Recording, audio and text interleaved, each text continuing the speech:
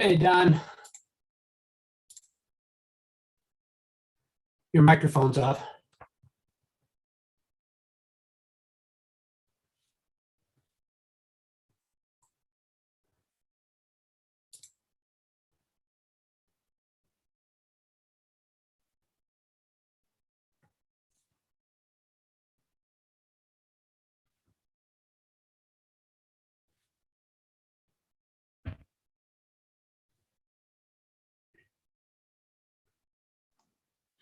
Ben, can you hear me?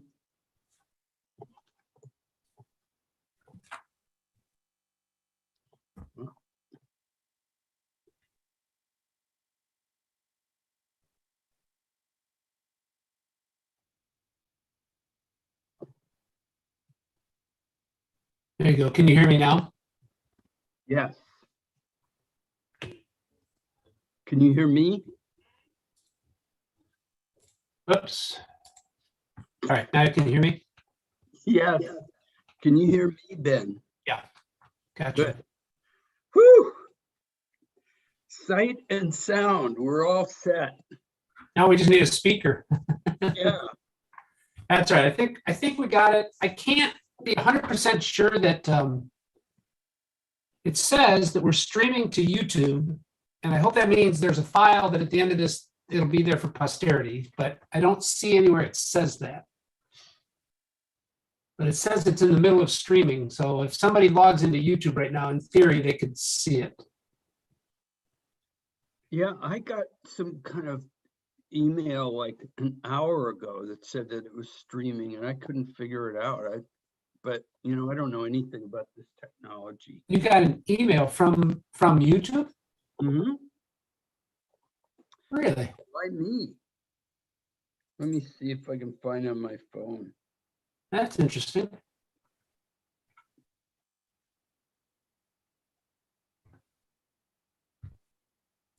Well, the big challenge tonight will be we've never invited this many people to an event.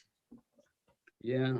I really don't know about 600 or 700 people that are members that have never been on our mailing list. That just seems odd to me. But You. hopefully. Well, remember when we switched from print to electronic distribution of the Cardinal, Yep. we had 2,200 printed Cardinals, and I don't remember what did we end up for like 1,200 or something like that electronic? It makes sense. So we dropped a lot of people. Yeah. And I was talking to my wife at dinner, and she said, well, how many of your people are 70 years old with no email? I said, I don't know. So that would be curious to see who shows. Yeah. I'm going to stop sharing just for a minute. There's Jay coming on.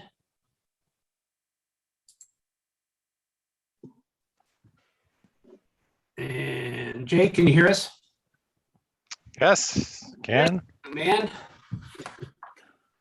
Evening, gentlemen. good evening. That's a great billboard. Oh, yeah, yeah. Gotta have an appropriate background, I guess. Jay Watson coming to you from central Minnesota. I know. Yeah, it's up near Crookston.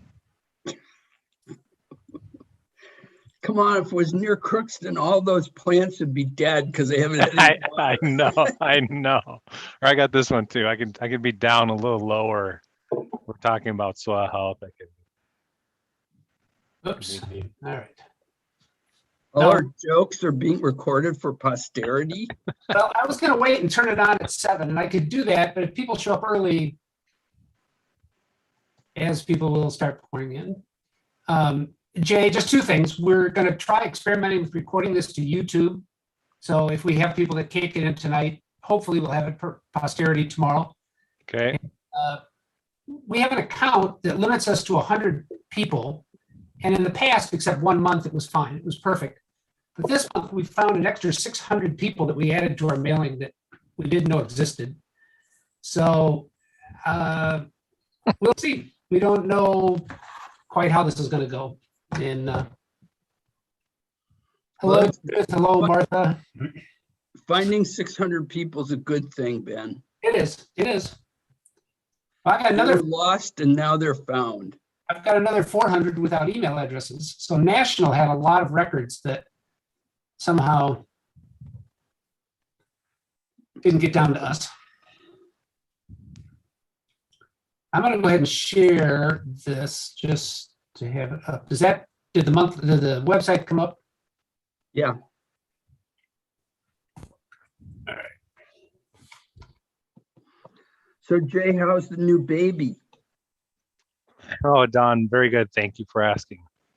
Yeah, I spent a better portion of June, July, and August off, and little baby girl is thriving. So not too much to complain about. She eats well, she sleeps well. Life is good. Thanks. Well, Jay, this is the start of 18 years of trouble and joy. Yeah, and I do have 2 other kiddos, but this is the first girl, so I'll just leave it at that. Yeah. Well, I can tell you from experience that boys and girls are different. Oh, definitely. Yes.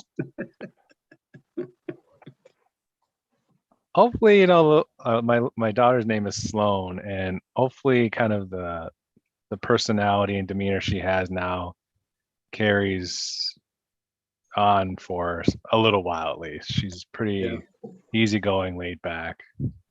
So we'll see. Good luck. Yes, thank you. Hey, Jay, do you want to make sure that you're able to share screen? Sure. I don't think there's a problem, but Yeah. You put a couple little guys in the room, we can do all sorts of problems. So, all right. All right. Let's see here. Share screen.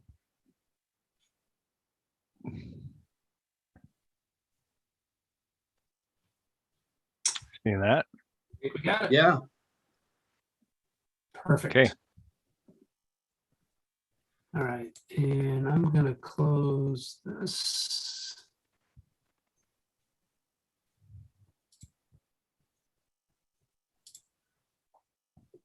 Excellent. How do you 2 guys know each other? I used to work at a foundation that General Mills is working with in conservation. And so when I heard that General Mills was working with them, I called my old associate and asked to introduce us because I'm really interested in this concept. Gotcha. Very cool.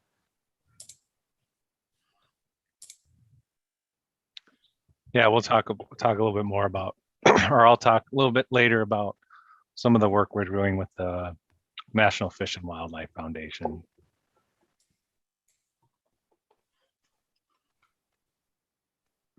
That's how we got connected. Yeah. Got it. I don't know Don's background. I should have asked. I didn't know if you had worked for General Mills or. Well, I knew a couple of his predecessors in this general area.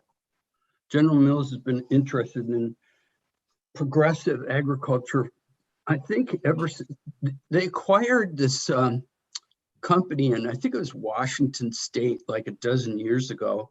Was it Cascadian Farm. 80s? Cascadian. Oh, that's right, Cascade. Cascadian Farm. Yeah. Anyway, and those people, I think, had a big impact on General Mills. And the guy, I can't remember the name of the guy, but he was on the General Mills board for a few years, and I just think the whole company took sort of a great leap forward. Was that Gene Kahn? Yeah. Yeah. Gene Kahn, and then there was Steve Peterson's a Minnesota resident, and he's leading sustainability for some time. I think, wasn't he like sourcing VP or something like that for a while? He was a kind of sourcing sustainability lead. Yeah. It's got a farm near Paynesville, Minnesota. Yeah. Yep. Anyway, long history, especially for a big company, it's pretty impressive.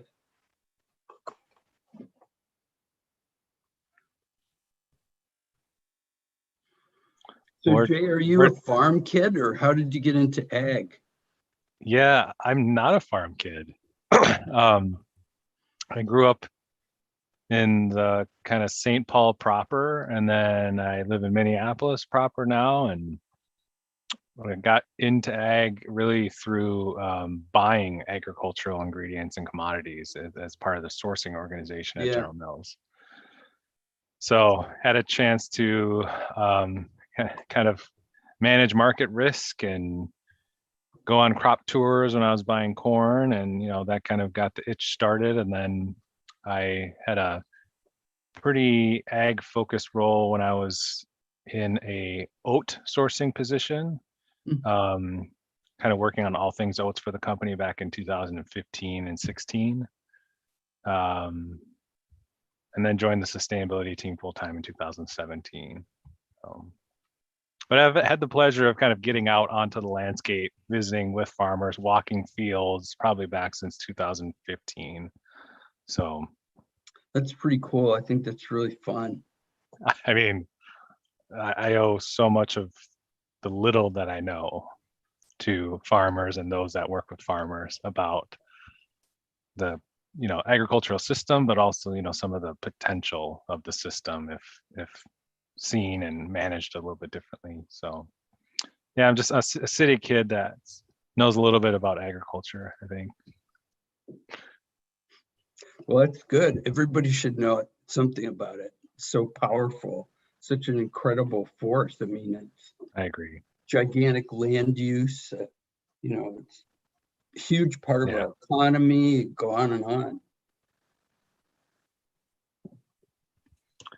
Yeah, we'll talk a little bit about that in the presentation, just how significant it is for us as we think about our corporate greenhouse gas footprint. Agriculture and the transformation of agricultural ingredients is such a big portion of that.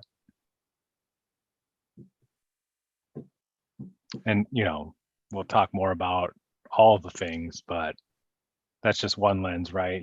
Think about climate and emissions, but people, water, biodiversity, soil, farm communities. So we're trying to bring a real holistic approach and mindset to our work.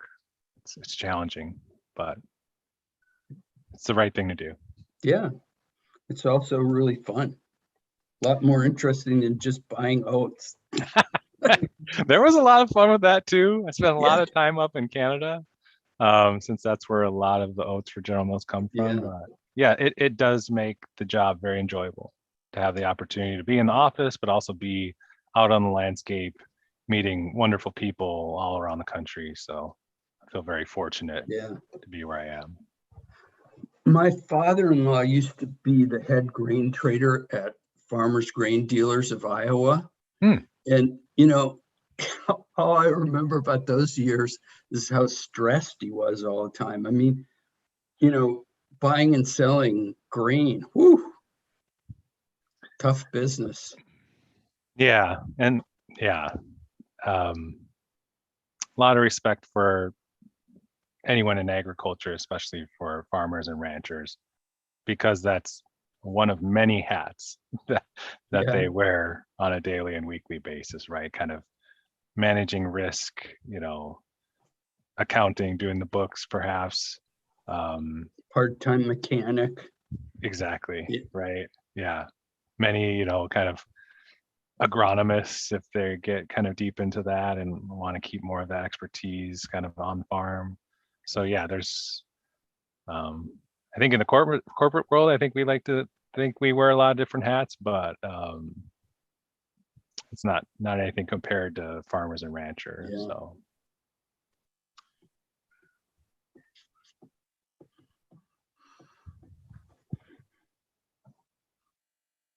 Ben, how are we doing with people? Good. We're at 15 and about 4 minutes. Right now, it should start popping. I don't know. Remember last year, the only year that we filled it was 42 below zero outside. So Yeah. Do I have anything else better tonight to do? So now I never know. It's such a crapshoot. So I did get 1 or 2 emails of people asking when we were going back live, and I didn't. Yeah. I said, another month or 2 at least. So Yeah. Will the St. Paul chapter meet at the Fairview Community Center in the future? Yes. we think so. There are some courses and classes that used to meet there that are not because of remodeling. Right. They're over, I forget, there's a school on Rice Street that some of them are using, but I don't know the details on the remodeling or when that's finished, but yeah, I would imagine once it's done, we'll get back over there. Okay.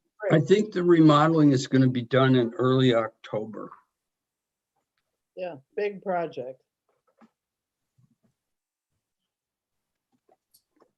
The timing was great. I mean, they did that stuff starting about a year ago, so it really was fortunate.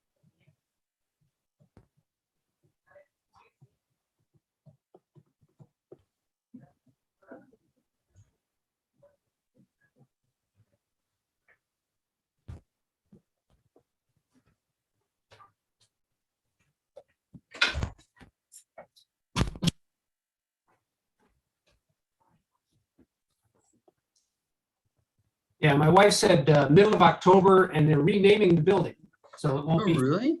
Huh. She said she wasn't sure what it was, but it's like an Indian name or something different for the community.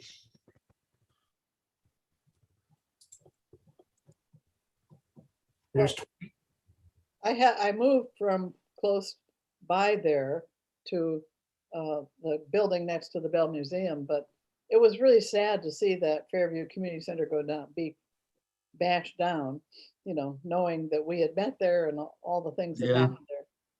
But they are rebuilding, yeah.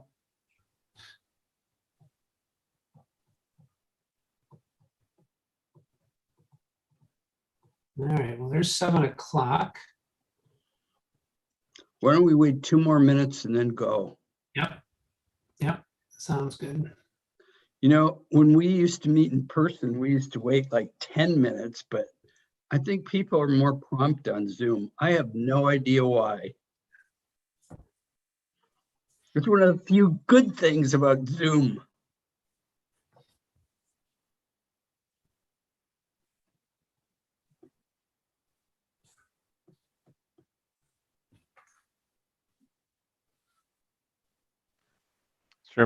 sure makes getting from meeting to meeting in a busy day, a little bit easier to, Yeah. at headquarters in Golden Valley, even with a small-ish campus, meeting rooms in different buildings, and you had to make sure you allow time for commute. Yeah. And there's not really a whole lot of that with the Zoom.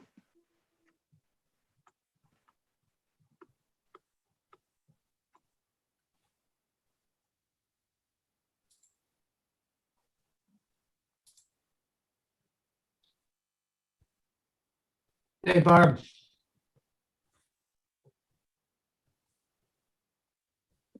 Hello, everybody. Hi, Barbara.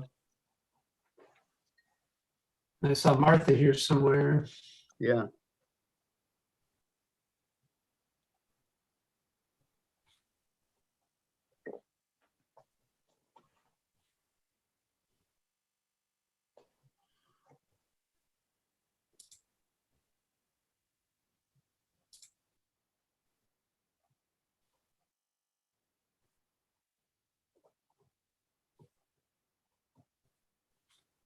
All right, I'm going to mute Don, and it's all yours whenever you decide to go, and you can introduce Jay.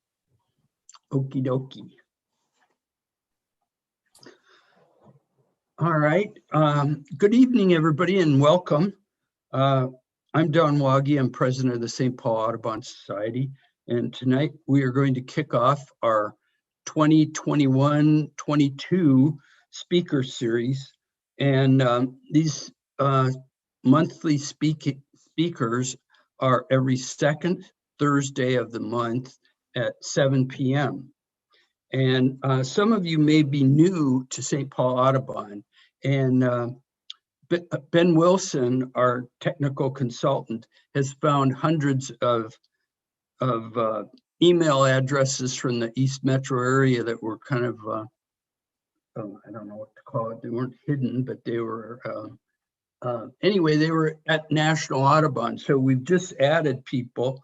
So you may be new to our organization, and we welcome you and encourage you to look at our website, stpaulaudubon.org, and also look at our Cardinal, which is sent to everybody electronically, and find out about our field trips, our other events, the speaker series, and some key issues regarding government and birds. Anyway, newer veteran, welcome. Tonight, our speaker will be talking about agriculture, and agriculture is one of the critical industries to America and also to Minnesota. You know, it's a huge land use. More than half the land in the state of Minnesota is devoted to agriculture. It's a huge component of the economy, but it also has a really big impact on the land. And 30 or so years ago, people started realizing that huge impact that it had. And so they started thinking and talking about sustainable agriculture. And that's a word that we've heard probably, or a phrase that we've heard probably, all of us have heard that. And what that's about is the idea of having practices that can continue into the future. In other words, sustainable agriculture means we're not going to make it worse. To me, that's not much of a goal. And so a small group of people started working years ago and trying to combine all the things that they knew about the benefits of agriculture and the best way to operate, and really have come up with a sort of unifying phrase and theme called regenerative agriculture. We're really fortunate in the Twin Cities because General Mills, one of our largest corporations, was among the first organizations to understand these principles and start working on it. And they've made some major commitments to regenerative agriculture. And I don't want to talk about regenerative agriculture because we actually have an expert here who's going to talk about it. But I just want to tell you how important I think this is. If you think that more than half of the land in the state of Minnesota is in agriculture, you can understand how that affects habitat or lack of habitat in the state. And our speaker, Jay Watson, who's the sourcing engagement manager of General Mills, is going to tell you about some of the things they're doing to utilize the potential benefits of agriculture in a number of areas. National Audubon has already endorsed this regenerative agriculture model. And any of you who read Audubon magazine, just in the last year, there have been 2 articles in there about their conservation ranching program, which utilizes these regenerative agriculture principles. So anyway, Jay Watson has agreed to take questions at the end of his presentation. So if you have any questions, I'm sure you can answer them then, but Jay, go ahead.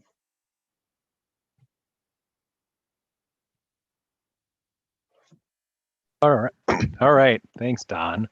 It took me a while to get off mute there. Hopefully everybody can see my screen. Is that a confirmation? Yeah, we're good here. Okay, excellent. So thanks again, Don, and to the St. Paul Audubon Society. Really thankful for the opportunity to share what I know about regenerative agriculture and our work at General Mills, representing the work of a lot of folks internally and also externally, a lot of partners that work directly with farmers. Don's very kind and expert. I would say that I know a few things. I am not expert in practicing regenerative agriculture. I don't farm, I don't ranch.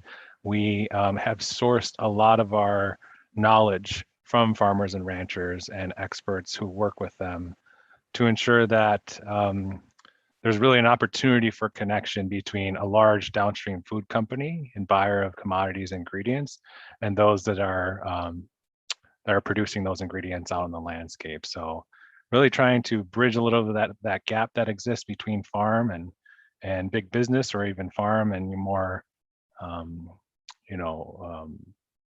populated regions in the country. So my background is in sourcing. I now serve on the global impact team. So think about it as our kind of our sustainability group, but also our giving and our philanthropy. And intentionally, we decided to rename ourselves as Global Impact, because what I'll talk about is that we really need to evolve from this concept of sustainability. Excuse me. So what I'll do is I have a little bit of a run of show on the slide here. So to talk briefly about General Mills' business and our responsibility. I've been with the organization for 15 years, so it's been fun to see the evolution of our business and also our approach to sustainability and now regeneration, which I have a few slides to talk through. We'll go through, if you see RA, that's kind of our definition for regenerative, or our acronym for regenerative ag, or our shortened version. So we'll talk about our RA definition, our commitment that we made back in 2019, and the approach that we're taking. We'll highlight a few of the ways that it's showing up in our products, but also out on the landscape with different activations in parts of the country that are important to us from a sourcing standpoint.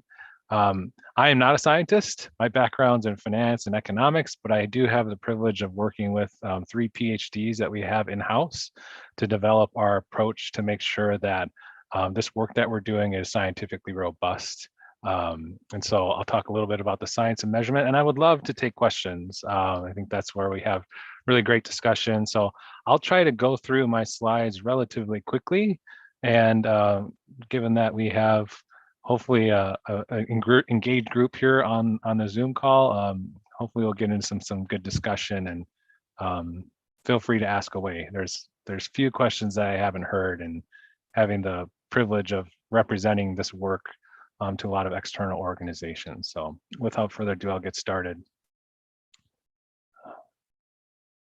So General Mills, I think for those that are local here, many familiar brands at the bottom, but just a quick glance for high points of the organization. We are a global food company, 38,000 employees.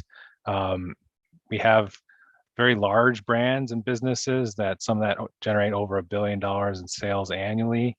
And I think increasingly we're discovering that we're a food company, yes, but we're an agricultural company as well. Without a resilient agricultural system, we don't have a resilient business. And so that's why we have the support and endorsement from our senior management team to invest and really try to light and lead the way in this agriculture space and broader global impact initiatives. So a little bit about General Mills for context, and just have one slide in here with that comes from the Hartman Group out of Bellevue, Washington, that does sustainability consumer research every 2 years. And what this is showing, there's a lot of information here, but basically there's a question that was asked: who bears the most responsibility for making the world more sustainable? And what we've seen over the years is that it has shifted from governments to being the most frequent or most popular response to now large companies, where the respondents were able to rank first and second, or first, second, and third. And so it's clear to General Mills, and I think other large organizations, that we have an opportunity and really a responsibility to make our world more sustainable, but we'd go even further than that, say more regenerative. Many view our businesses and our operations as part of the problem, so therefore we should be part of the solution. And hopefully what I share with you today will help cement your point of view that we are trying to be part of the solution. We are trying to lead the way. And we'll talk more about that in a little bit. Don did a wonderful job kind of teeing this up for me. But just a visual here to kind of talk a little bit about the evolution in this agriculture space, and certainly the evolution at General Mills as we think about our strategies. I spent the last 5 years really working on sustainable agriculture and sustainable agriculture projects with a 2020 sustainable sourcing goal. And Don's right. I mean, it was admirable at the time. It's a great place to start and evolve to, but we have lots of opportunity to go well past that. How do we get closer to nature? How do we do more good versus focusing on how we do less harm? That's kind of been the sustainable ag mantra. It's like, how do we pollute less water? How do we use fewer pesticides? How do we waste less fertilizer? Really, it's like, how do we turn that on its head a bit and think about how we work in concert with nature and get back to principles that were really pioneered by indigenous peoples long ago to regenerate the land, regenerate communities that depend on the land. So we're really focused on bringing regeneration to both people and planet. And there's imperatives to do so, as you see here on the right.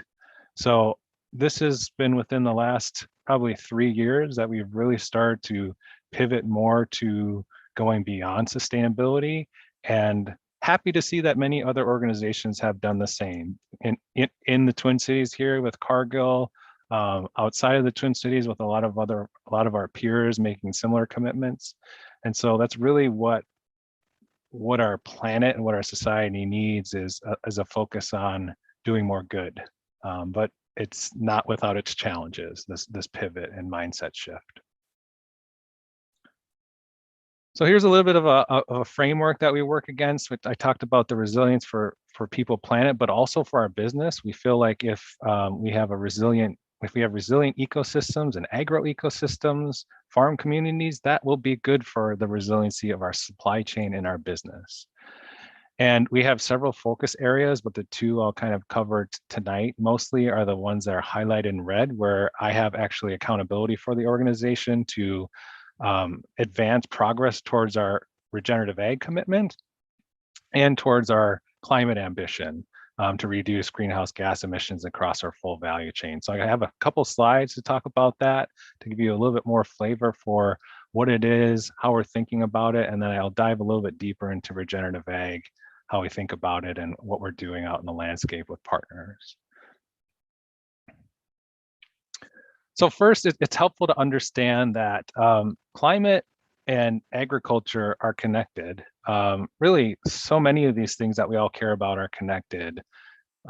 Wildlife, habitat, water, climate, people, ecosystems as a whole. It's not easy to segment and put those things in silos and make any kind of real progress. But we do want to start with something that has certainly become much more mainstream, is just this climate crisis that we have on our hands. And so what we did back in 2015 is we made a commitment to reduce our absolute greenhouse gas emissions. And we just updated that commitment in 2020 so that our goal is now to reduce it by 30% by the year 2030 and to drive down to net zero by 2050. So we have kind of the 10-year and the 30-year runway to say, how do we take the best available science, which is kind of highlighted on the top, to say the consensus is that we need to keep warming below 1.5 degrees Celsius. So what does that mean for our business? In another way, what does Mother Nature require of our business operations so that we're doing our part from keeping the more catastrophic impacts of climate change at bay? So we made that commitment. We were one of the first companies in any sector to make a science-based target, is what they're called. That's based on, again, on the best available science, and a target to reduce emissions within our full value chain. So not just within our manufacturing facilities, because here in the middle, where you see on the bottom, where you see that 8% in the orange, that's the footprint of our manufacturing facilities. And that's where I think a lot of organizations' sustainability journeys start. Hey, we save money when we become more energy efficient with power. So that's a good thing for business. That's a good thing for an environment. But what you'll note here is that that's only 8% of our footprint. So if we think about where we need to fish, it's really upstream from our manufacturing facilities. It's in agriculture, producing agricultural commodities and then converting them or transforming them into things that we can send directly to food manufacturing facilities and make products. So think of something like growing an oat or growing a wheat kernel and then milling that so we can take oat flour or wheat flour and make cereal or make breads or dough or those types of things. So what may not be surprising is that that's where the majority of our footprint is from an emission standpoint. That's where the majority of our water footprint also is, upstream in agriculture. And so probably back in 2012, there was this awakening at General Mills before I started working in the sustainability team that if we want to focus on climate and reducing our footprint, if we want to address water issues related to our business, we have to look at agriculture and we have to start getting smarter about our supply chain, about where key ingredients are coming from, how those ingredients are grown and produced. And so that's where I've spent a lot of time in the last 5 years in that agriculture space. And again, the shift over the last few years from kind of simply sustaining where we're at to embarking on this journey of regeneration. So 61%, if we're going to meet our goal in 2030 and in 2050, there's no way we can do it without working in agriculture, right?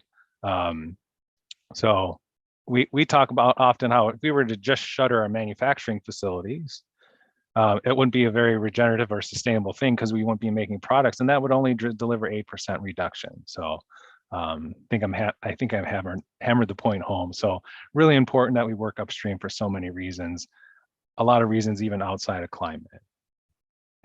So regenerative agriculture, there is not a common definition of regenerative agriculture.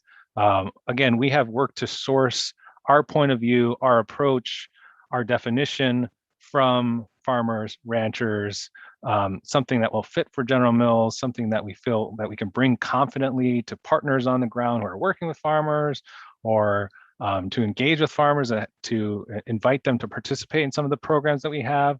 But the way that we define it is that it's a holistic principles-based approach to farming and ranching that seeks to strengthen ecosystems and community resilience. And we believe very strongly that regenerative agriculture improves outcomes. So we talk about principles and outcomes because there are certainly approaches out there that are more focused on practices, discrete practices. The organic certification for all the good that it does, it's a practice-based standard. And so that's how regenerative agriculture is a little bit different, because it's principles based and because there's outcomes that can apply, regenerative outcomes that any farm or ranch can try to get after. We really love that regenerative agriculture is an inclusive approach for any operator out in the landscape, any consumer, any stakeholder, to get under a big tent to say every kind of operation has the opportunity to get better, and to make sure that they're leaving the land in better condition than they received it, to make sure that they're producing food, fuel, and fiber, but at the same time replenishing or regenerating the natural resources that they depend on. And so we believe that we can only really talk about regenerative agriculture if we're measuring, or at least modeling, regeneration of soil health, of biodiversity, of water, and of farmer economic resilience. Are farmers becoming more resilient to weather extremes, to changes in market dynamics? Are they becoming more profitable over time? These are the things that we're studying, because we see a lot of promise in regenerative agriculture. And so, some of the natural and organic business that we have, Annie's, Cascadian Farm, are some of the early brands that were kind of starting to step into the space. We took a lot of insight from their early activations to help get us to a point where we say, okay, we have a definition, we have an approach, so that we made a commitment in 2019 March to advance regenerative agriculture on 1 million acres by 2030. And that's what we've been working on. I've had the pleasure of leading a small team along with that science and technical team to figure out how we get there, who we work with, how we do the science and measurement, what the appropriate programs are to bring to producers, how we learn from them, so that what we are providing is actually going to be helpful and useful for that local context. And so this is our definition, and the next several slides, let's kind of talk about our approach more specifically, and what investments we're making, and how we design programs and projects out with partners on in different regions of the country where we source key ingredients. But first, before we get to that, it's helpful to dig a little bit further into the principles. And so for those that are familiar with this, awesome. I thought I just quickly breeze through it. And again, these are not principles that General Mills has developed. We have a number of key external partners, farmer-facing groups that are led by farmers themselves, to help farmers down this regeneration path, who talk about it this same way. We kind of borrowed with pride their principles. These are also similar principles that you may have seen from the National Resource Conservation Service and their Unlock the Secrets of the Soil campaign. They've just been adapted a bit to perhaps be a little bit more inclusive of the whole ecosystem and not just soil. And so the first is minimize disturbance. And so if you think about low till, no till, minimum till, that's one of the principles of regenerative agriculture, but that's really mechanical disturbance. I'd say we also think about disturbance as chemical disturbance, right? When there's improper use of pesticides or fertilizers, that is disturbing the ecosystem, not just soil. So how do we minimize disturbance? And that could be done in an organic system a certain way, and it could be done in a conventional system a different way, but it's the same application of a regenerative principle. Maximize diversity, I would say. We've kind of dropped that crop diversity piece, so maybe a little bit of outdated slide here, but maximizing the diversity of plants so you can attract greater diversity of wildlife, maximize the diversity of animals out on the landscape, kind of integrated with the plants and the system, whether it be a mixed farm or a straight grain farm or a ranch. So maximizing diversity, looking at natural ecosystems, there's tons of diversity. We have largely monocropping systems in most of the country. And so getting more species diversity out there is something that is very core to regenerative farmers and ranchers and their approach to regenerate their ecosystems, but also their resilience and their financials. Keep the soil covered. So you hear about, cover crops and what that does and for the soil, what it does to help repair some of these ecosystem processes that are broken in a lot of places. You think about low or no till, keeping some of that residue on the soil surface, so you're protecting it from wind erosion, water erosion. Just the force of raindrops hitting bare soil is pretty destructive. So the regenerative farmers and ranchers out there are trying to keep that soil covered at all times. The living root the year round is really important. And, if we're in Minnesota here, you think about how many days there's a green living root in the ground, and there's plenty of sunlight, plenty of heat on the front and the back end of that growing season, where we're not capturing sunlight for photosynthesis, where we could have roots growing, pumping carbon into the ground to feed the biology underneath the soil, but that's not happening in a lot of ways. So what our work is to try and figure out how we support farmers to adopt more of these principles. And then the fifth one, livestock, it's very context specific, right? Many producers don't have access to livestock, or they don't want to manage livestock, but we have seen that if there's an integration of livestock, it really can accelerate regeneration of that ecosystem if done well. And I can take some questions about that later, but that's where I'll leave it. And then the one in the middle is really, really important. It's a principles-based approach, and regenerative agriculture is really a set of principles, because no two farms or ranches are alike. And so really you need to first understand the context of the business operation, the context of where it is that you're farming or ranching, the soil type, the climate, and figure out how to apply these principles with discrete practices. And so again, we talk, our language is very much of principles and outcomes, leaving the middle, the kind of the specific actions, more vague and flexible, so they can be broadly applicable to any farm or ranch anywhere in the world really. I mean, the partners that we work with on the ground, they consult with farmers in probably not all the continents, but the 6 major ones, right? So it's figuring out how each farm and ranch can apply these in a way that works for them.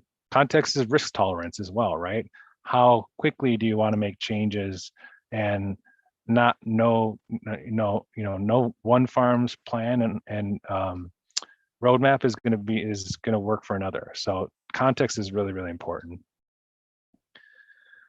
So I've taken some of these slides from our science team, but this is a photo from a couple fields down in Oklahoma. And you can see here, we want to highlight that there's a functioning water cycle in one field, and the other field does not have a functioning water cycle. And we think about, the kind of conventional ag, even some of the sustainable ag, as really not addressing the root cause of some of the issues out in the landscape, but instead kind of reacting to symptoms of an unhealthy ecosystem, whereas those regenerative farms and ranches are really finding the ways to put those principles together to rebuild the water cycle, the energy cycle, have healthy pest and disease cycles present, the mineral nutrient cycle.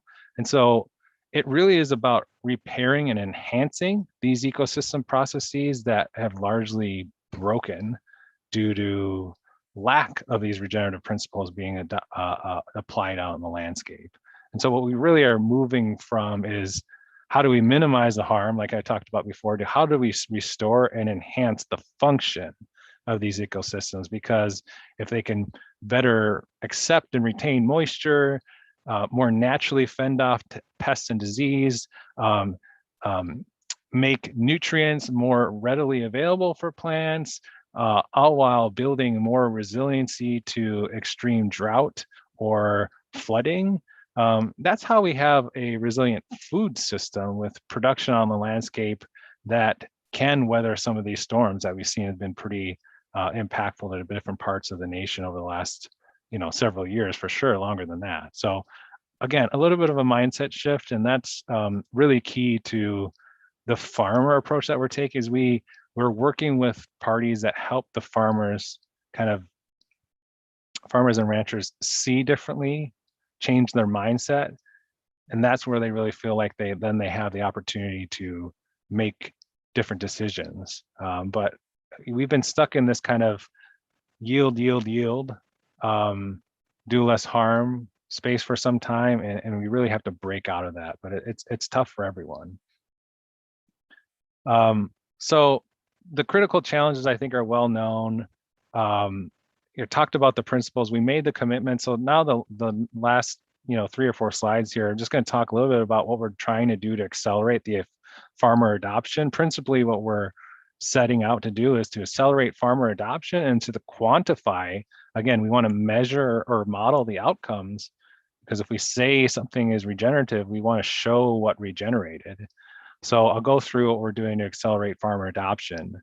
And what we have is we have brand activations that are very specific, like kind of supply chains, where we're talking about soil health or concepts of regeneration on pack, Annie's Cascadian Farm with the perennial wheatgrass Kernza. We have a meat snacks business that was founded very much on this premise that ruminant grazing animals can be really good for a healthy ecosystem or even regenerating ecosystems. So we've advanced regenerative agriculture just by getting the word out with some of our products. But what I've spent more time doing in the last several years is getting out to key sourcing regions of the country, finding partners that can help kind of plug some of the holes and gaps in technical assistance and social and cultural support for farmers, so that they have this holistic surround of resources to do something that's really hard, which is changed the way that they and many previous generations have been doing something. We acknowledge that would be very difficult for me to do.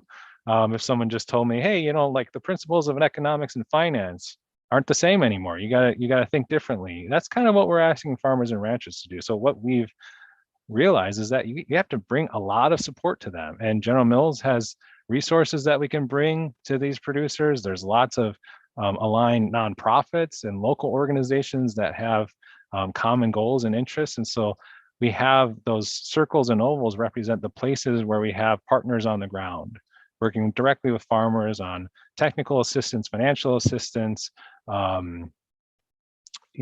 access to ecosystem services markets is a newer thing.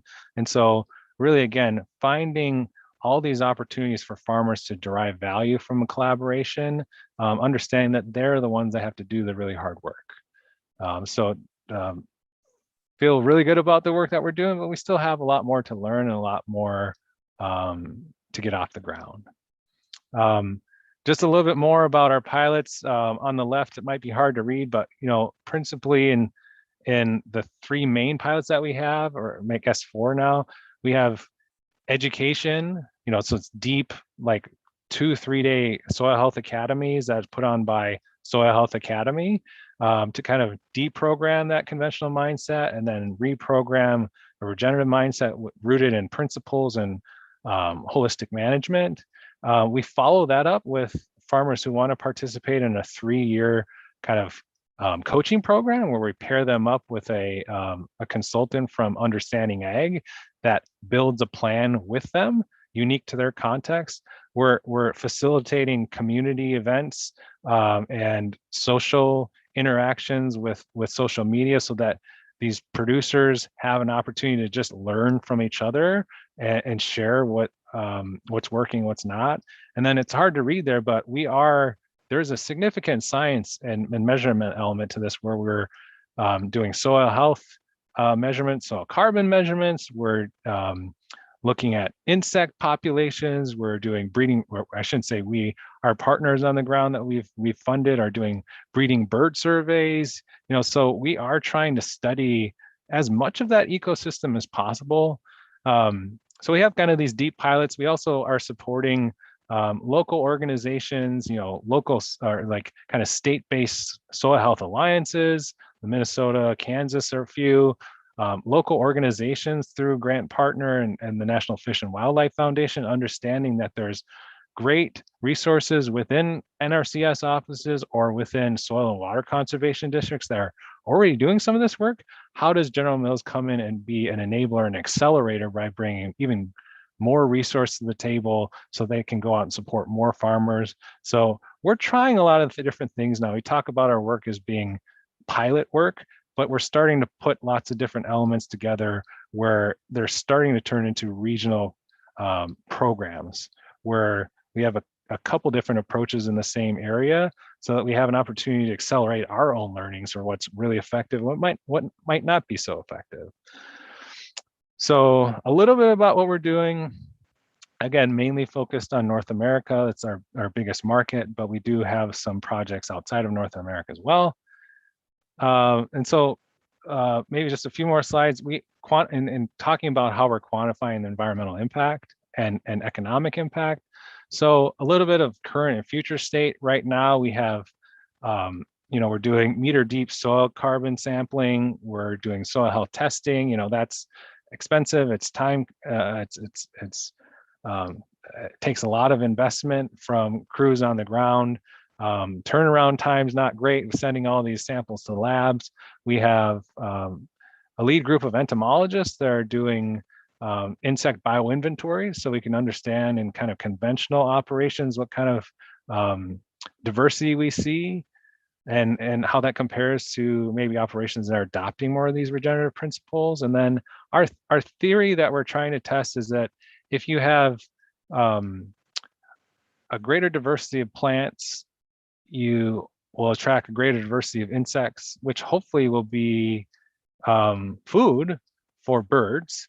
But we also need to think about the habitat for the birds. So if you're bringing, silvopasture or trees back on the landscape, or just having more than just one species of plant in that field, are you able to attract different wildlife? And can certain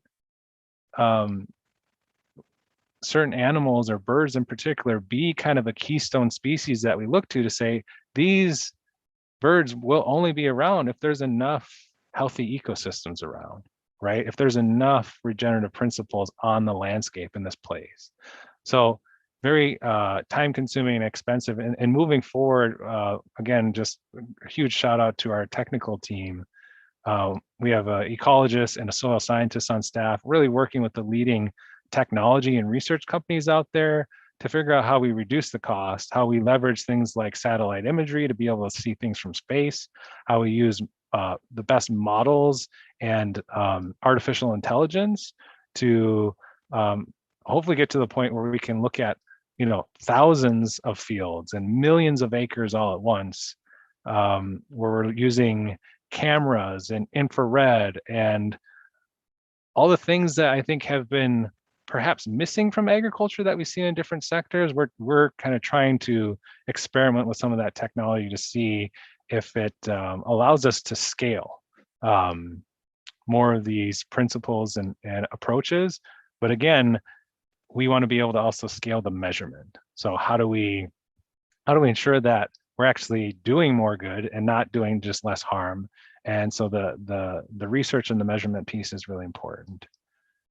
And again, I'm not on our science team. I know enough to be dangerous, but if you have any particular questions there, I'd be happy to connect you to some of them. But from what I've seen, it's just really impressive work. One thing I would call out, we're working with a researcher from Furman University on acoustics, right? So if we can just listen to the different calls from a field with artificial intelligence, can we inventory what birds are there versus having some of these birders go out and take inventory of what's out there.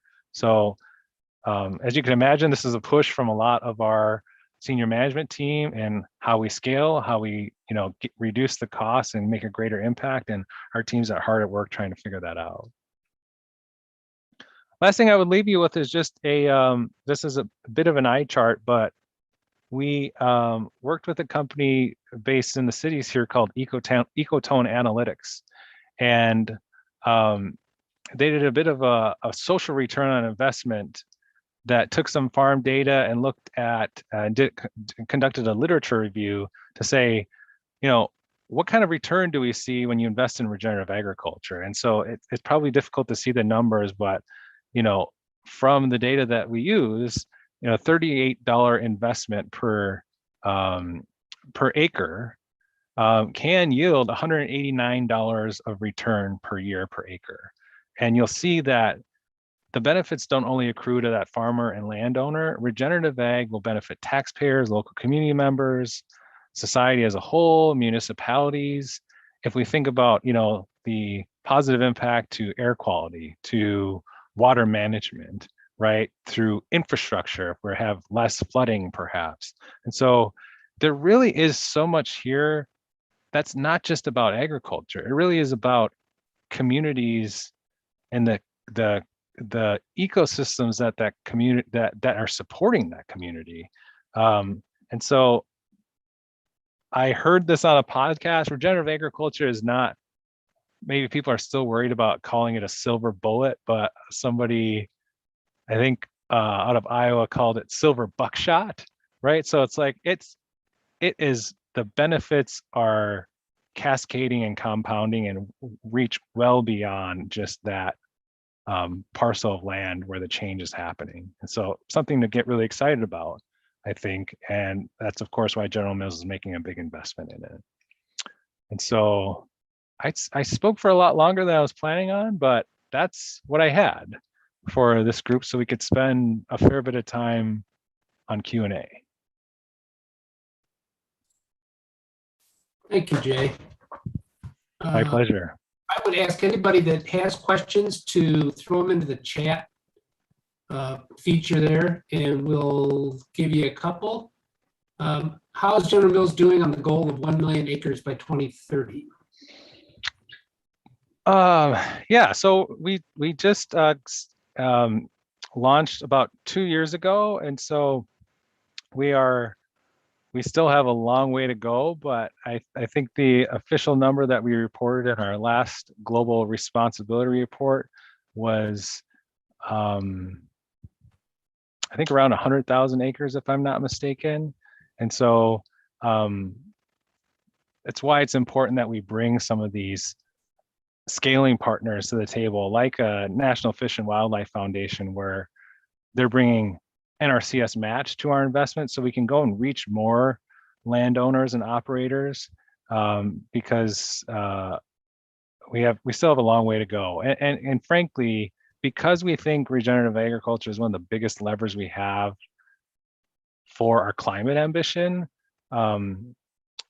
we have scenarios where it's like we go well past 1 million acres, right? That was our initial commitment that we made, but I wouldn't be surprised if by 2030 we have more acres that we would deem regenerative, because our climate goal and climate ambition really relies that we, reduce emissions via regenerative agriculture in those places where we're buying key ingredients and commodities. So making good progress, but adding kind of new projects and expanding projects every year now, it seems, and that will be really key to ensuring that we maintain some of the momentum that we've built.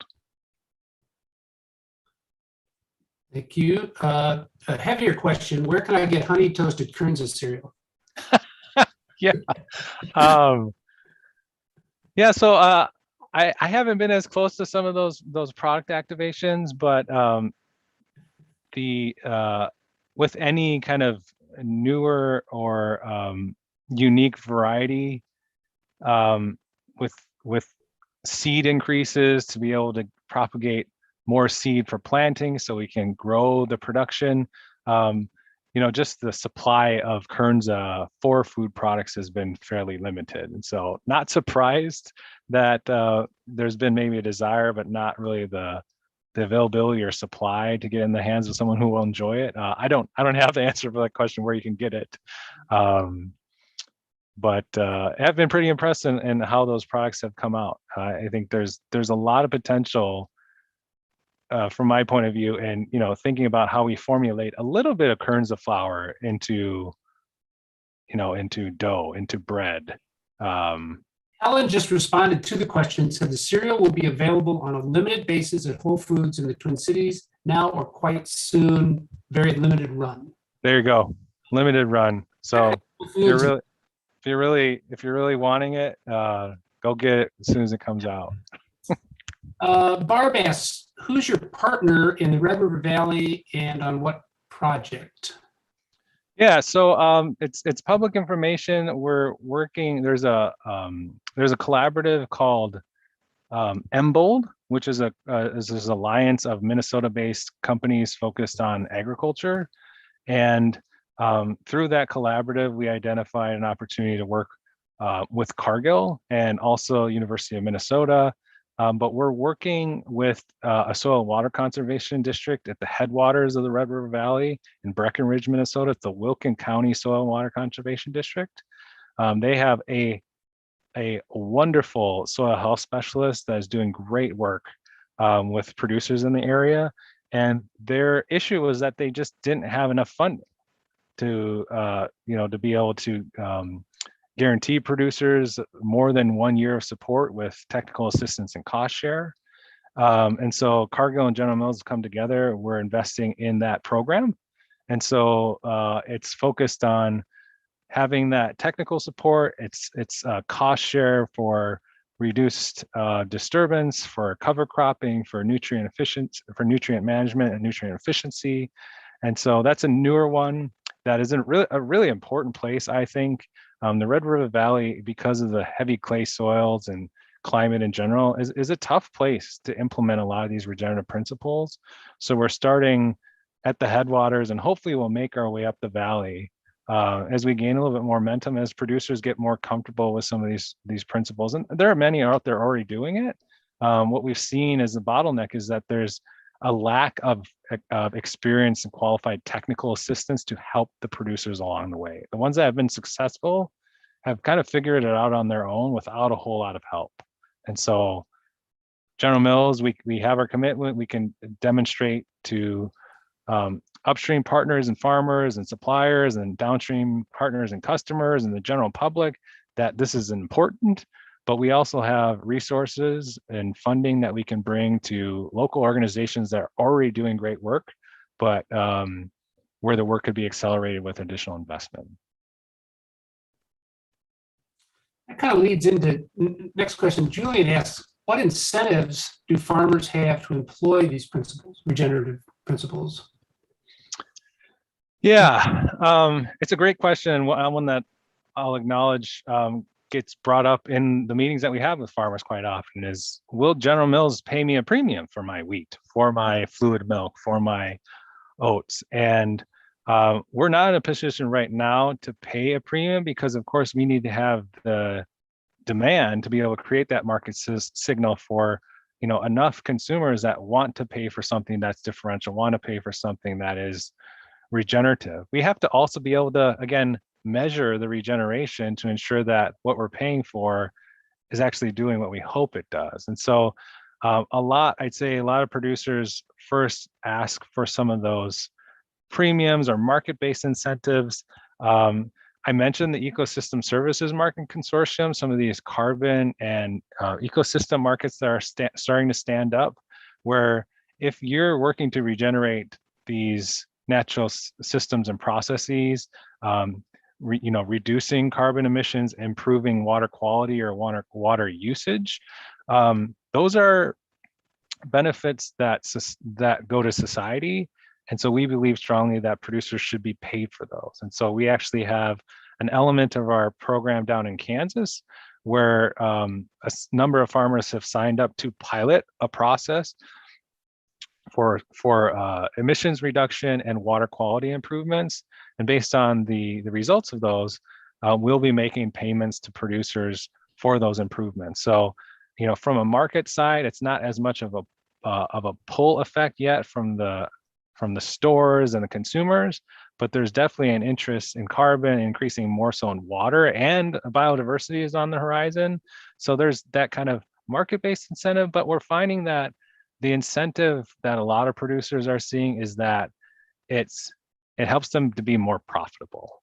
It takes time for many to evolve the approach on farm, but for the ones that have, they are more resilient to weather, to markets, and they're able to reduce costs.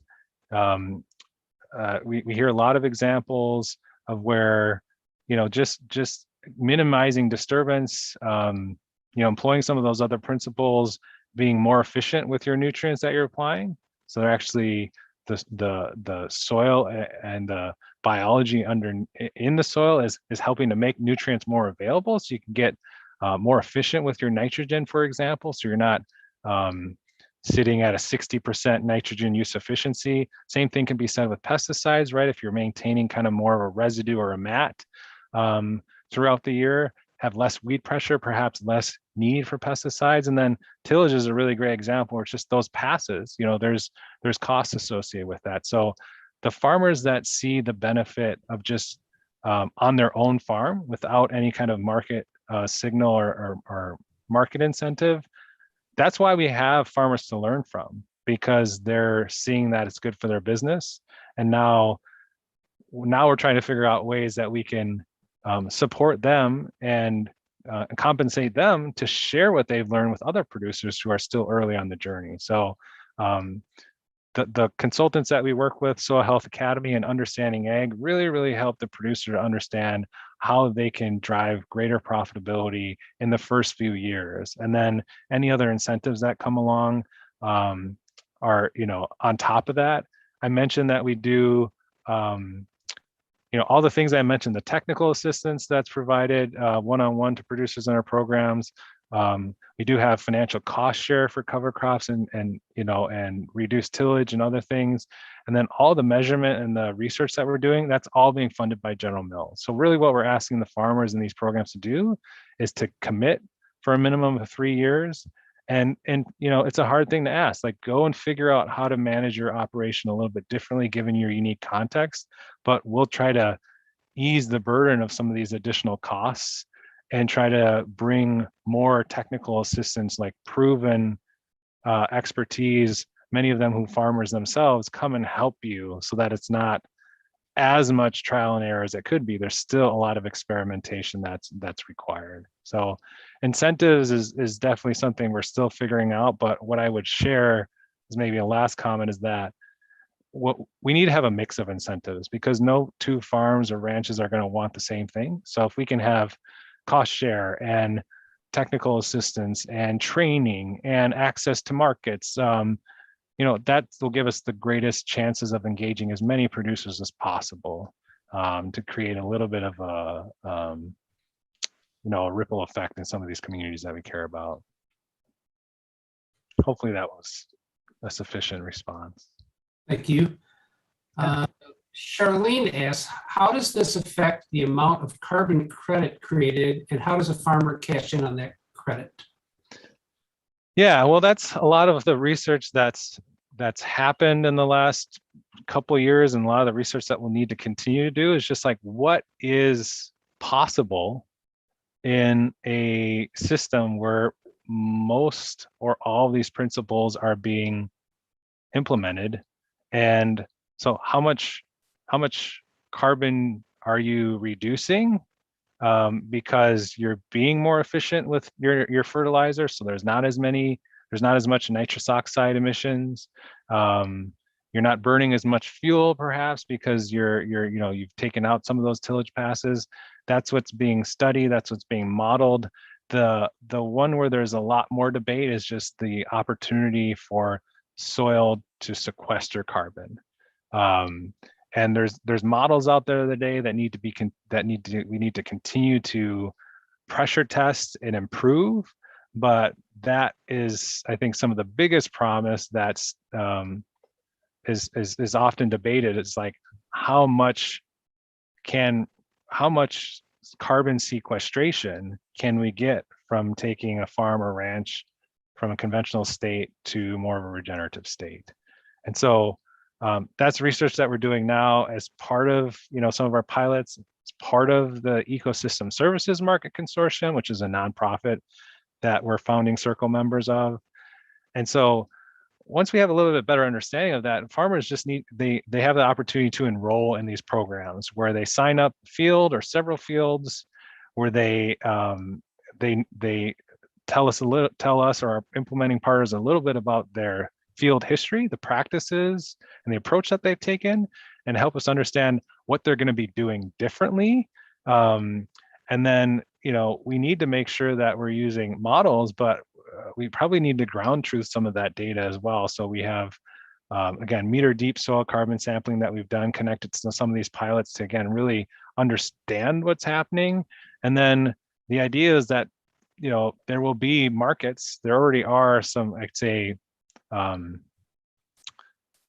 markets that are from, you know, private companies that have already been established where you can create you know, a ton or half a ton of carbon, whatever it may be, from that field because of the management approach that you're taking, that can be verified in some way and then be listed in a marketplace to be able to be purchased by a buyer. And I'd say a lot of what you hear in this carbon market space has been more so focused on offsets. So companies who are looking to reduce their carbon footprint that don't really have a carbon footprint associated with agriculture. So think about someone like Microsoft or Delta Airlines wanting to offset their footprint by buying, you know, greenhouse gas emissions reductions from agriculture. That's where there's been a lot of interest. And it's a little bit different for us because this is actually our footprint. And so we have to do the work where our footprint is. And that's guidance that comes from the Science Based Target Initiative, where we have to kind of like reduce where the emissions are taking place. So it's not really scaled right now. The hope is that, yeah, we will have fully functioning, widely scaled carbon markets where for producers who are generating services to society can enroll, have companies verify that those assets have been created, and then have lots of different buyers to be able to purchase those for our accounting of our emissions reductions. So that's kind of at a high level how it works. There's, as you can imagine, lots of monitoring, verification behind it all. And why some of these markets haven't worked in the past is because those things are costly to do, and then there's not a whole lot of money left to pay the farmer. And so what's different now is some of that technology that I mentioned, where instead of doing intensive sampling, how can we do enough sampling to feel like the models are calibrated to a place that's good enough and hopefully even better over time, so that we can keep the cost of monitoring and verification low so that farmers can actually be paid something. A lot of the markets have failed because there's no money left to pay farmers, and that's not going to work. And again, coming back to incentives, we really want payments for ecosystem services to be an incentive, because I think society as a whole needs to understand that farmers and ranchers are producing food, fuel, and fiber, but they're also delivering these other things that are really important to so many of the things that we enjoy, whether it be recreation or you know, anything as it relates to ecosystems and communities. So yeah, it's kind of a newer frontier and one that we're kind of squarely in. And so I would expect you to read a lot more in the coming years about how those markets are evolving and how farmers are or are not participating and why. Let's see, next. Don asked, farmers have traditionally thought of insects as their enemy. How do you convince them to be more selective in their approach? Yeah, and so I feel just so grateful to have been able to spend a little bit of time with Dr. Jonathan Lundgren of Blue Dasher Farms and the Ecdysis Foundation. He's the kind of the lead entomologist that we're working with, and the insect bioinventories that we're doing will be, from what he's told us, will be the largest bioinventory ever done for kind of working lands and agriculture. And what he and some of the other kind of Renaissance farmers have shared with us is, with pesticide application, you are decimating all the neutral and beneficial insects out there, right? And so if we can find ways to manage the operation and nurture more life and more species diversity, there could be natural pest suppression techniques out there that where you have predator insects taking care of the pests that you don't want, right? And so part of Jonathan Lundgren's research and his team, I should say, their research is he's actually studying predation, like what insects are in regenerative fields compared to the ones that are managed more conventionally, and are we seeing predators kind of naturally taking care of some of the pests within a cereal crop or within an oilseed crop. He's also looking at weed seed predation, residue decomposition. Certainly pollination is a popular topic. So there's some really interesting things around beneficials that there hasn't been great research. I'd say pollinators has definitely got a lot of focus and attention, but I think what our consultants share with farmers at these academies is for every one pest, there's 1,800 beneficial or neutral insects. And so let's be aware of that when we're making pest management decisions. And let's not wipe out the whole gang if we're just trying to eliminate one particular species. So hopefully that answered the question, but there's a lot more work and research needed to be needed there. But General Mills is funding a lot of that, and we're doing it in Manitoba, Saskatchewan, and North Dakota, a key outsourcing region for us, and we're doing it in Kansas, and we're going to be starting it in Michigan. And we're also funding some of Jonathan's research in California as we think about almond production and what cover crops and more green growing roots year round, what that does to build more resilience in that ecosystem for almond production. And pest suppression is one of those questions that I think he's starting to answer.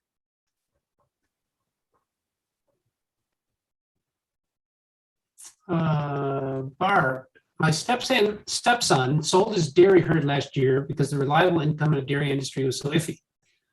What's being done to help farmer economic health? We've kind of mentioned. No, and I'm sorry to hear that. It's part of the reason why I think so much of this is really needed.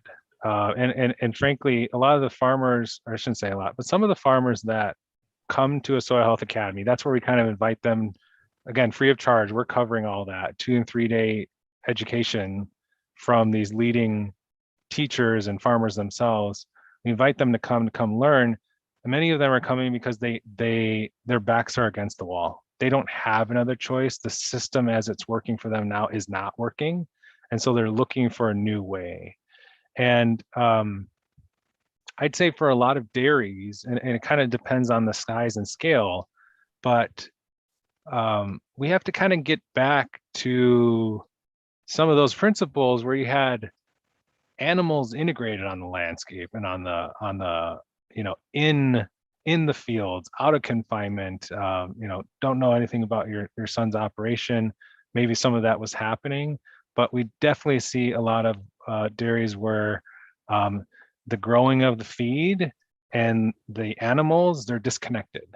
And if we want to talk about economics a little bit, how it was explained to me by Dr. Alan Williams, who's one of the lead consultants working with actually 9 or 10 dairies now in Michigan.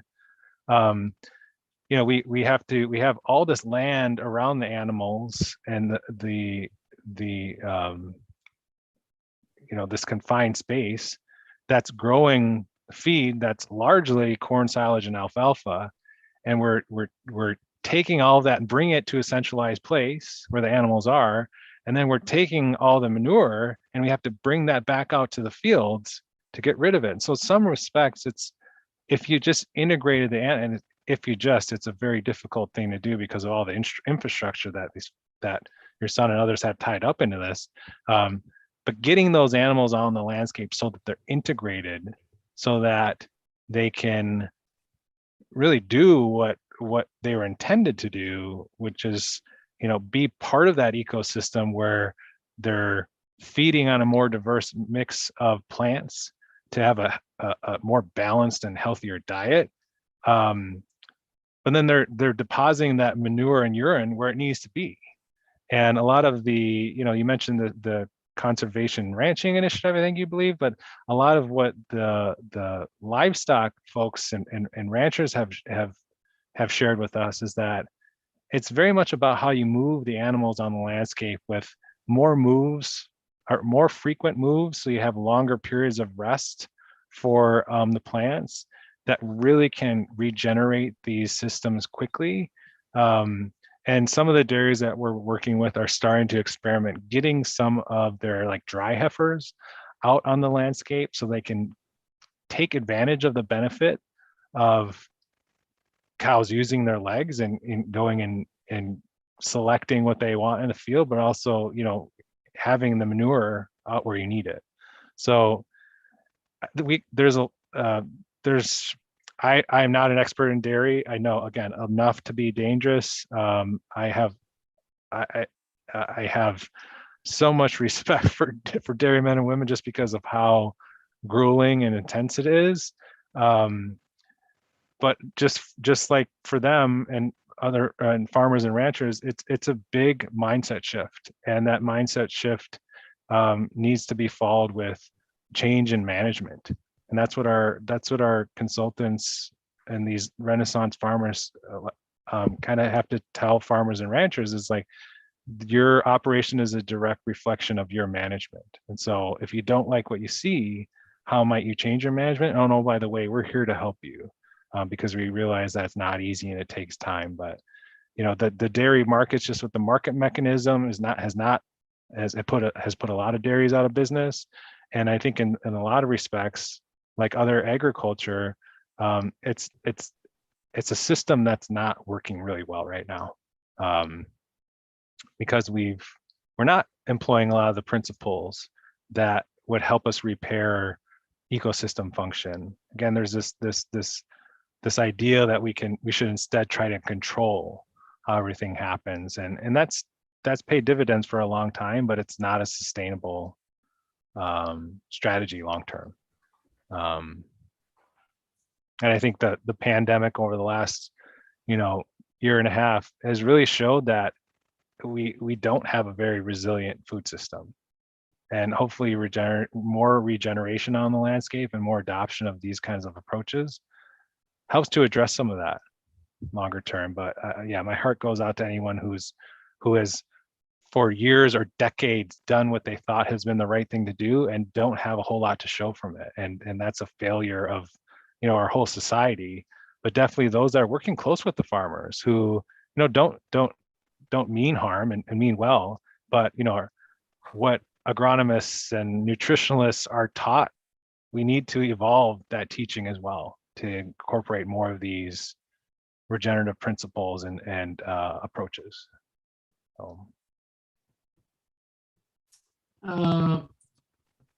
Small farms, anything under 1,000 acres, are usually not eligible for farm subsidies, crop insurance, etc. What's the average size of a farm you would work with? Yeah, so great question. Thank you. Thanks to all the folks who are asking questions. We are building our programs with those principles in mind, and one of them that relates to this is to maximize diversity. And so we intentionally seek conventional and organic, large and small, everything in between, multi-generational. And we don't have, unfortunately, just because of how the system is set up, we don't have a lot of like new upstart farmers. So no one is excluded from our program just based on the nature of their farm operation. We have some farms that are tens of thousands of acres, some farms that are maybe a few hundred, right? So we think there's a lot of richness in having a lot of different experiences and insights come from these pilot programs. And really, again, we want this to be an inclusive ideal where no matter what you're doing and no matter where you are, you can come and learn more about these principles and techniques and apply them to your unique context, and perhaps get some of those or take advantage of some of those support mechanisms and incentives that we talked about earlier that maybe haven't been available to you through traditional channels. And we're seeing that, it's not just General Mills, it's it's Kellogg's, it's Cargill, it's you know, a lot of these food and, you know, apparel companies now, they're bringing more investment to these places as well. So hopefully more and more resourcing will be there available to farmers of any size or nature. I don't have any detail here, but someone asked, have you been to the University of Minnesota at Morris to see what they're working on? No, I haven't. I haven't been to the University of Minnesota Morris. Probably not since I was touring colleges and universities, being a St. Paul native. But I guess that's one thing I think I highlighted earlier. It's like there's a lot of great work out there happening in the research setting, out on the landscape with conservation groups or nonprofit organizations. And what we see our role being at General Mills is really to be, in some cases, a convener when needed, to try and like bring a lot of these like-minded organizations together to create connections. Definitely like a kind of an accelerator and like a resource augmenter. We can bring funding or you know, technical expertise with the staff that we have focused on ecology or soil science. And so have not been up there, but I'm sure they're doing great work. And again, that's an area where I think there's great potential. It's just, it's a tough place with great people. And the Red River Valley is important to us because we have sugar beets from Mindak, from American Crystal Sugar. We're big buyers of spring wheat in North Dakota, Minnesota, South Dakota. And so we're not connected to everybody, but we do have a pretty good connection in the state of Minnesota and the University of Minnesota kind of more generally to ensure that we're not duplicating efforts. But if there's a connection you think should be happening that hasn't yet, I'd welcome more information there. Let's see, got one last one. Sure. Put on your science hat, I think. To achieve your GHG, greenhouse gas emissions reduction goals, to what extent will you use CO2 sequestration credits to offset emissions versus sourcing from the farmers using these methods? Sorry, I read that badly. No, I think I understand it. Let's see, the best way to kind of explain this. I mean, I think buying an asset that's been verified is a big part of our strategy, because we want to make sure that there's again robust modeling and verification behind the scenes, so that what we're paying for actually happened. It's not to say that we wouldn't work directly and source from farmers. We'd still need that verification that, you know, what they decide to do differently is generating benefits, you know, for climate, but perhaps also for water and biodiversity. We often talk internally about, okay, like we're just going to buy from we just want to buy from only regenerative farmers or ranchers or dairies. And right now, the infrastructure isn't set up to do that. We actually believe that we'll lose a great deal of supply chain resiliency if we have to tie ourselves to specific producers. And in some cases, we do that because there's farm direct products where we have at small scale where we can have more direct relationships with producers. So I think we'll have a mix of both, but because we have so much carbon to reduce, and because we're buying, you know, millions of bushels a year of grain and oil seeds, we need a scalable approach that is somewhat decoupled from the physical flow of ingredients to our manufacturing facilities or to our suppliers who are processing them that send them to our manufacturing facilities. So we'll need both, but I think that one of the key things to note that I've hopefully harped on enough in this call is that we have to make sure that there's carbon to buy. And so that requires investment in these communities so that producers have the support they need to go and generate an asset. There's tons of interest in buying carbon or water quality assets, but there's not as much investment yet in actually helping the farmers get there. And so we see that we have to do both. We have to bring the demand, but we also have to help with the supply. And the only way that we do that is with, again, the signals that we send, the investments that we make, you know, the research and leadership that we've done and will continue to do. So hopefully that gives you a little bit of sense of how we're thinking about carbon and carbon sequestration. But there's a debate right now, and like many things, and it's getting into the weeds a little bit, but it's like, if there's carbon sequestered, how do we know that that's not eventually released back into the environment, right? And so this concept of permanence, and that's where some of these programs are asking producers to sign up for, you know, 10, 20 years to say, if you make these changes in your management, you have to agree that you're not going to go back to the way you were doing it before, because then these assets that you're selling might not actually be there. And there's going to be a lot more scrutiny, I think, in claims and reporting in this space over time, because it's becoming so prevalent and mainstream, you know, and certainly our investors, key investors, are asking a lot more questions about this. We need to make sure that, again, it's robust, that there's great verification, that that it works for us, but it works for farmers. It's got to work for the farmers, ranchers, dairies that are, again, doing the hard work. And so we always have to try and put our farmer hats on and make sure we're doing right by them. Because if we can't get them to the meeting, then we don't really have a program, and we don't have a shot at meeting our targets. Well, we've got lots of comments to say thank you. Thanks for being here. Thanks for General Mills. Appreciate you telling their story, et cetera, et cetera. And Charlene topped in, research station in Morris is working on covered crop research. Awesome. So Yeah. this, I think I apologize to anybody if I missed them. I think that's the gist of what was here. This was great. Yeah, my pleasure. I mean, thanks again to the group, Don.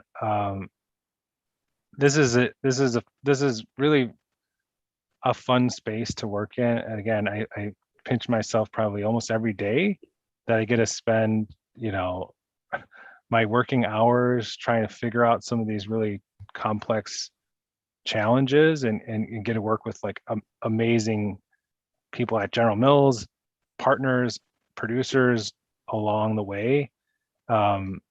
It's given me just a great deal of purpose, and just so thankful that there's plenty of folks out there that have similar interests, right? It's like, how do we make sure that we don't have continued species decline like we've seen? You know, how are we just looking out for the future generations, right? And I have young kids, so that's one of the things that motivates me.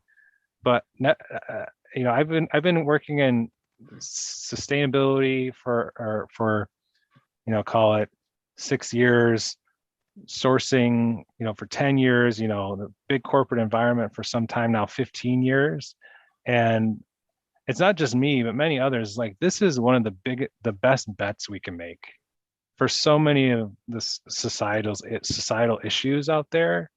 And you know, the Biden administration is very, very interested in all this. And not just General Mills programs or, you know, the work that we're doing, but I think there's more eyes on this that see the promise of what managing these large swaths of the United States differently could hold for our food system, but also for all these communities that are connected to each other through the food system. And you don't have to spend a whole lot of time with farmers and ranchers that have had that light bulb go off to have it become so infectious that you just want to go and tell everybody about it. So it's been my absolute pleasure to share with you what I know. And again, as not an expert, but someone that has the privilege of leading some of these efforts for General Mills, and the opportunity to meet with a lot of other leaders in the space that are trying to address these same issues that we're trying to tackle. So, I welcome additional questions and outreach. I mean, I'm not on a lot of social media platforms, but Dawn has my contact information. So if anybody would like to get in touch or, grab a coffee when the world kind of settles down, maybe a little bit, happy to do that. Just so thankful for the opportunity. We do have a request here for a copy of your slide presentation. If that's possible to get to Don, we could post it out somewhere or.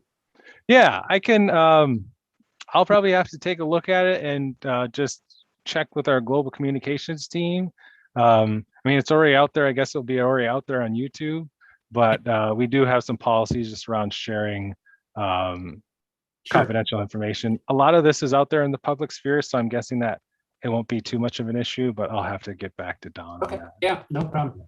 Thank you again. Thank you very much, Jay. We really appreciate your time and sharing your ideas with our group. Thank you very much.